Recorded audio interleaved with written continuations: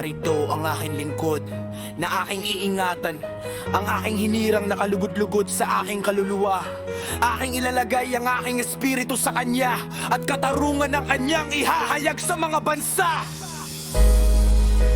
Hindi siya sisigaw o magtataas ng kanyang tinig, ni iparirinig man ito sa mga lansangan. Isang natitiklop na tambo ay hindi niya babaliin, at mitsang umuunggal ay hindi niya papatayin. Sa katapatan ay kanyang ihahayag ang katarungan.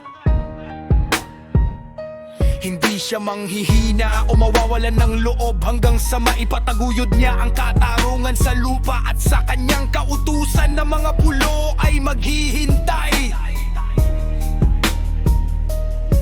Ganito ang sabi ng alahaya na si Yahweh, na lumikha ng mga langit at nagunat ng mga ito, na nadadag ng lupa at ang mga bagay na sumisibol dito, na nagbibigay ng hininga sa mga tao at espiritu sa mga nagsisilakad doon. Ako si Yahweh ay tumawag sa iyo sa katuwiran, nakahawakan kita sa iyong kamay. Aking ingatan ka at gagawin kitang tipan para sa bayan at liwanag para sa mga gentil, upang magbukas ng mga matang bulag, upang maglabas ng mga bilanggo mula sa bilangguan, anat ng mga nakaupo sa kadiliman mula sa kulungan. Ako si Yahweh, iyan ang aking pangalan. Hindi ko ibibigay ang aking kalwalatian sa iba o ang aking kapurihan sa mga Diyos-Diyosan. Narito ang mga dating bagay ay nangyari na, at mga bagong bagay ang aking ipinahahayag bago sumibol ang mga ito.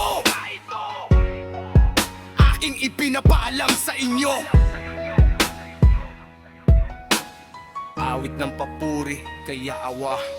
Umawit kayo kay Yahweh ng isang bagong awit, ang kanyang papuri mula sa mga wakas ng lupa. Kayong mga bumababa sa dagat at lahat ng naroon, mga pulo at ang lahat na nakatira doon, mga lakas ng kanilang tinig ang ilang at ang mga bayan. Ito ang mga ngayang kinatahanan ng Kedar. Magsawit na may galak ang mga naninirahan sa sela, magsigawan sila mula sa taluktok na mga bundok, mangagbigay sila ng kaluwalhatian kay Yahweh at ipahayag ang kanyang papuri sa mga pulo. Si Yahweh ay lalabas na parang bayani, parang mandirigma ay bukawin niya ang kanyang siklab ng galit. Siya'y sisigaw, ihiyaw ng pakikipagdigma at magwawagi laban sa kanyang mga kaaway. Patagal akong nanahimik, ako'y nanatiling tahimik at nagpipigil. Ngayon ako'y sisigaw parang babae sa panganganak, ihingal at ihingasing malakas. Aking wawasakin ang mga bundok at burol, at patutuyuin ang lahat nilang pananim. Gagawin kong mga pulo ang mga ilog, at patutuyuin ng mga lawa. Aking papatnubayan ang mga bulag sa daang hindi nila alam, sa mga landas na hindi nila kabisado ay aking papatnubayan sila. Gagawin kong liwanag ang kadiliman sa harap nila, at ang mga bako-bakong dako ay gagawin kong patak. Ito ang mga bagay na aking gagawin, at hindi ko sila pababayaan.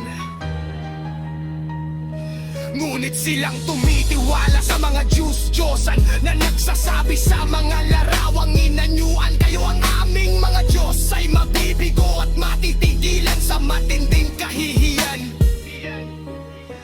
Ang Israel ay bulad at bingi. Makinig kayo, kayong mga bingi. Tumingin kayo, kayong mga bulag, upang makakita. Sino ang bulag maliban sa aking lingkod at bingi na gaya ng subo na aking sinusugo? Sino ang bulag na gaya ng kasama sa aking tipan? Bulag na gaya ng lingkod ni Yahweh. Nakakita ka ng maraming bagay ngunit hindi mo pinansin. Nakikinig ang iyong tainga ngunit hindi ka nakikinig.